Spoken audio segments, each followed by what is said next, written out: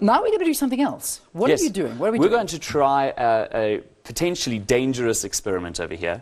It involves 4 staple guns. Now, these are industrial staple guns. They're empty, but you can hear how powerful they are, right? Yes. In fact, go ahead and actually try pull that. You can feel how powerful that is, right? So these are the types of things that carpenters would use with things like carpets and wood and so on. Yeah. There is one set of staples that we have over here. As you can see, as we tip them out, these things are long, they're sharp, they're thicker than the staples you'd find in an office over there. Yes, of course, yeah. And we're going to load one of these, here it goes inside there, one of these staple guns over here. Now, we also have 4 numbers. It is numbered from 1 to 4. I'm going to put those a little bit closer to you over here. And I have a black bag. Now, my job, as I mix these up, is to influence you to choose the safe guns, all right? So there's 3 safe guns, and there's 1 dangerous one that has staples in it, right? Okay. My job is to try and influence you to choose the ones that are not going to hurt me. Oh my gosh. Right? So I'm mixing them up in this black bag. Now, the important thing to note here is that I know which gun has got the staples in it, right? Oh, okay, but you have no idea. I just want you to confirm that you have absolutely no idea which one has it in, right? No, nothing. So I'm just... You're just observing at this point in time. So there they are. One of these has got staples inside. You have no idea which one. At this point, I want you to look into my eyes. I'm going to count from 1 to 4. Okay. Here we go. 1, 2, 3, 4. Now, you don't feel like I've tried to influence you, but I have. I'm going to turn around. I want you to take one of these guns and hold it up ready to fire it. All right? I'm going to turn around. Okay. Just take one of them. Just take one of them. I'm divided between 2. Go ahead, whichever you feel might be the safe one, right? Now, I don't want to look. Go ahead and place it right here on my hand. Gilan, you've got to be kidding me. Seriously? Go ahead, yeah. Now, here we go. On the count of 3, you're going to pull it. 1, 2, 3. Okay, it's safe. It's safe. Was that gun number 3, by the way? It was number 3. It was number 3. Okay, excellent. So that is a safe one. Fantastic. We'll put that away. We have now over here, see there's a little pin that comes out, it shoots it in, and that pin still hits my hand, so I get a bit of a fright. Okay. But that was fine. No staples in that one. Now, here we go. I'm going to ask you again just to look at me. We have number 1, 2, and 4. Here we go. 1, 2, 4. Now, whichever one feels safe to you, I want you to go ahead and take whichever one you feel you're drawn to, okay? Okay. Go ahead and do that now. I'll turn away.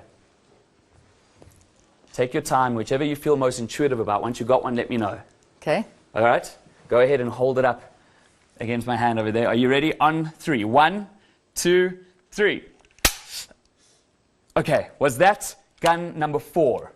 It was gun number 4. It was gun number 4. Okay, excellent. You're doing a great job so far. Oh, yeah, because I don't have any staples in my hands. All right. Here we have now gun number 1 and 2. So there's a 50% chance here. This is the most dangerous part because it is 50-50. Gee whiz, eh? So I just want you... What happens if the studio crew manipulate me in my ear and they tell me to choose one? Well, hopefully you're making a decision based on what you want. My own thought. Exactly. Okay. But so keep quiet, guys, in the studio.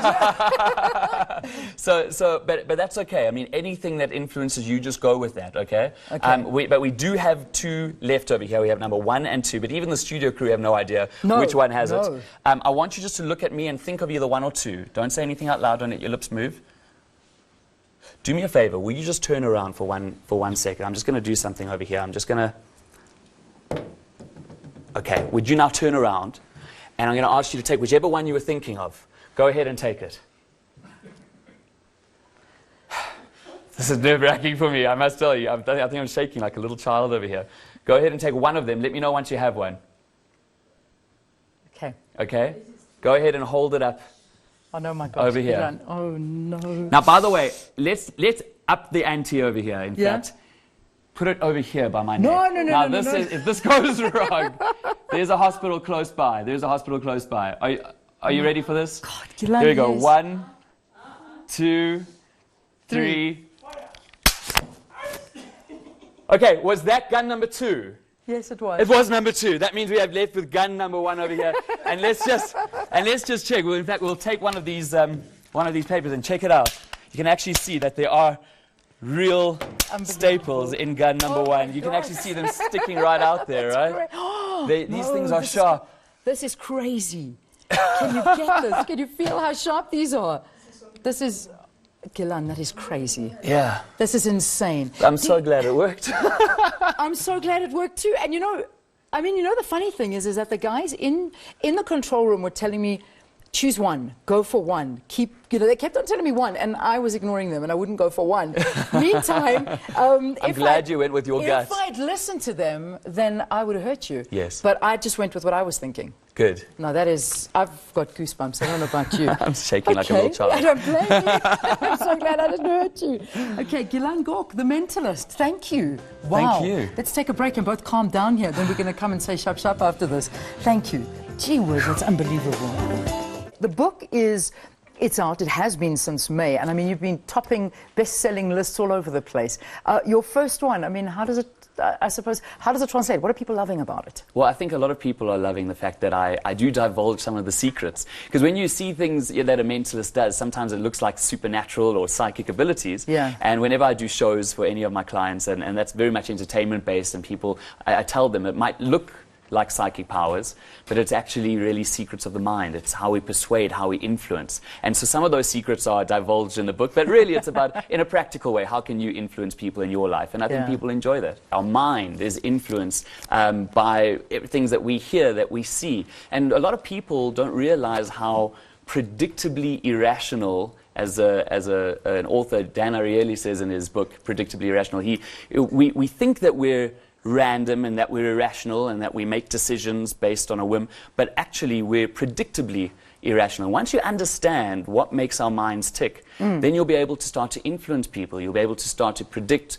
or move people in a certain direction. And this is important, whether you're going for your next job interview, or you're negotiating a price for your next house, or if you're trying to get a raise at work. You know, all of these situations, you're trying to influence people. And so understanding how people tick is important.